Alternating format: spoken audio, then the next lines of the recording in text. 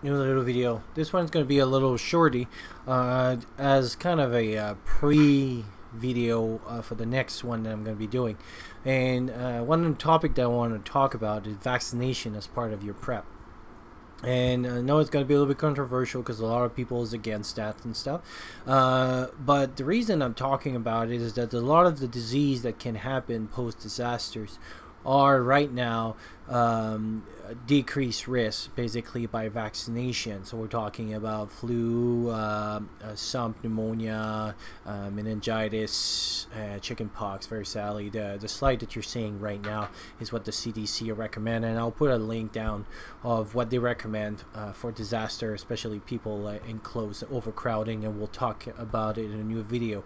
And I know all the should I get vaccine, not vaccine, and I'll get on board with people that says, you know, like the pharmaceutical company have an overpower on some of the vaccines and stuff, and I'll agree with that. And other people that says also that some of there's kind of, you know, a whole thing about should we get all the vaccine, but it remains that right now is one of the only defense in a lot of disease that we have. And if you ever had a chance to speak with somebody of a certain age that lived during the polio and the measles time, where it was not just a word on the internet, but actually a disease that people would see commonly. And now even a lot of the new doctors that comes out of schools that have to go back in books to see what measles looks like because it's not there anymore. And some older doctors like, oh yeah, remember when measles, you know, they would see a case on a regular basis and stuff, which you don't have. So vaccination did do some goods, and right now, even if it's not the best weapon, and even in some studies now are starting to show that maybe like this super virus and poultry has been shown that it could have changed and stuff. And so the influenza one, there's a little bit of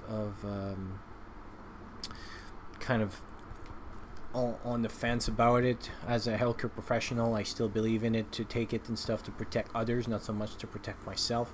But there's a lot of them though too, like your tetanus and all the others ones, especially the ones here that the CDC recommend.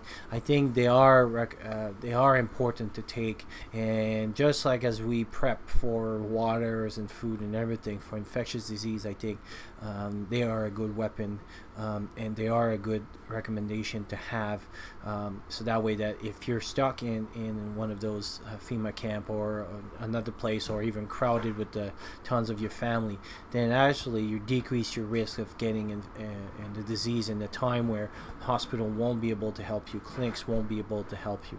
So announced prevention is worth a lot of intervention. And so I think at this point, I'm sure, like I have all of those obviously as a healthcare professional, or else I wouldn't be able to work, but I'm a believer in them. And even if I'll get some comments, which I'm sure I will get, I think it's a good question for ask yourself, and for your prep, and do your own reading and stuff, and don't take just like what a lot of the internet says. There's a lot of other source out there that should be read and should be discussed about. But for me, for sure, it's a big recommendation for it as a preparation, and we'll talk a little bit more of the reason why. So talk to you soon.